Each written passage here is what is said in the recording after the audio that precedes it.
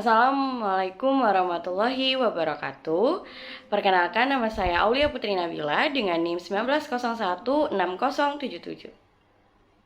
Pada video kali ini saya akan membahas mengenai bagaimana cara atau langkah-langkah dalam membuat sebuah naskah drama.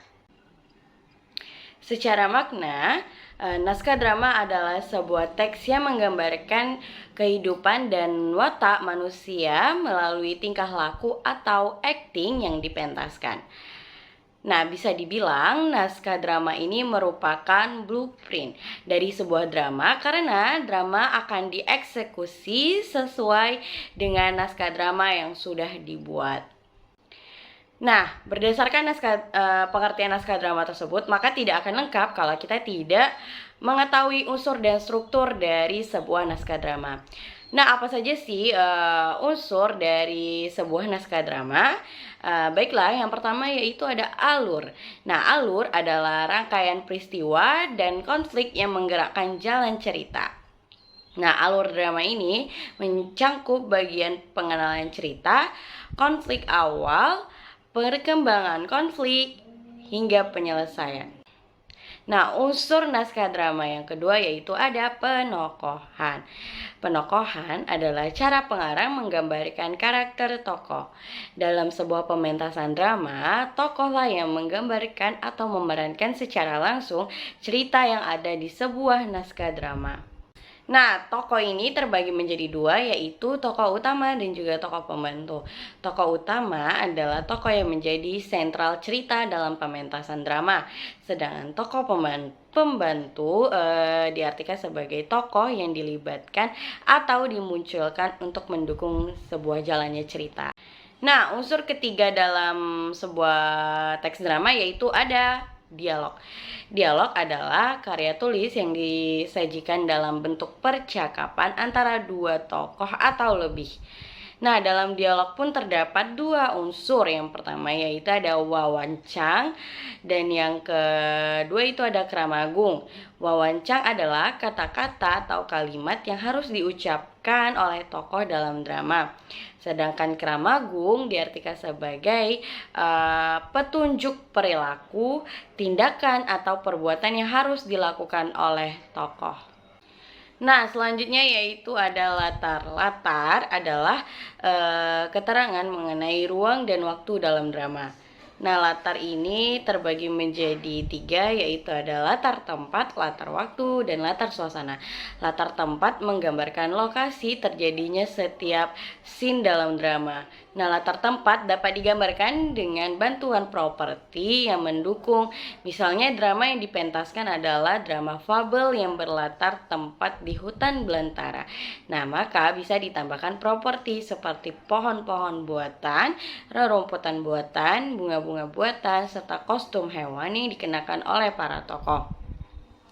Selanjutnya itu adalah latar waktu. Nah, latar waktu menggambarkan waktu terjadinya setiap proses atau setiap scene dalam drama. Nah, bisa berupa hari, jam, tanggal, bulan, maupun tahun. Dan yang terakhir yaitu ada latar suasana. Latar suasana menggambarkan suasana terjadinya setiap scene dalam drama. Latar suasana dapat digambarkan dengan bantuan properti seperti musik maupun akting yang dilakukan oleh tokoh. Misalnya suatu scene dalam drama berlatar suasana yang mencekam, maka bisa ditambahkan properti seperti lampu yang remang-remang, musik yang menegangkan, dan akting tokoh yang seolah merinding dan ketakutan. Nah, selanjutnya yaitu ada struktur dari sebuah teks drama. Nah, struktur sebuah teks drama yaitu yang pertama ada prolog. Prolog adalah bagian berupa kata-kata pembuka, pengantar, ataupun latar belakang yang umumnya disampaikan oleh dalang, narator, atau tokoh tertentu. Nah, selanjutnya yaitu ada dialog. Dialog adalah percakapan antar tokoh dalam drama. Dialog terdiri atas 3 bagian, yaitu orientasi bagian awal cerita, komplikasi bagian pengembangan cerita, dan yang ketiga yaitu ada resolusi bagian akhir cerita. Nah, selanjutnya yaitu ada struktur terakhir.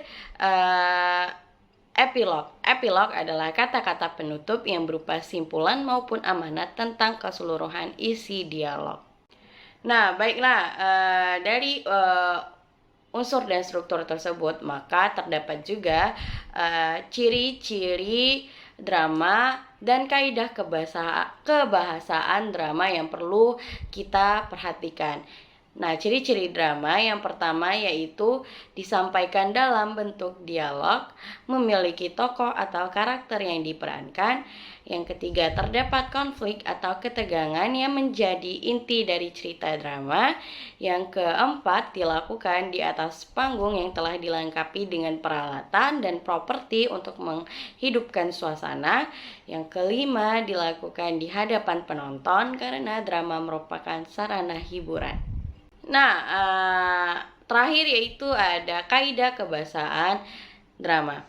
Nah, kaidah kebahasaan yang digunakan dalam teks drama diantaranya yaitu terdapat dialog, menggunakan tanda petik pada dialog, menggunakan kata ganti orang ketiga pada bagian prolog atau epilog, misalnya seperti dia, beliau, ia, dan sebagainya. Yang keempat yaitu menggunakan kata ganti orang pertama dan kedua pada bagian dialog, misalnya aku, saya, kami, kita, dan kamu. Yang kelima yaitu banyak menggunakan konjungsi temporal, misalnya sebelum, sekarang, setelah itu, mula-mula, dan kemudian. Yang keenam yaitu banyak menggunakan kata kerja yang menggambarkan suatu peristiwa, misalnya yaitu menyuruh, menyingkirkan, menghadap, dan sebagainya. Nah, yang ketujuh yaitu menggunakan kata kerja yang menyatakan sesuatu. Nah, biasanya kata kerja ini berasal dari pikiran atau yang dirasakan oleh tokoh.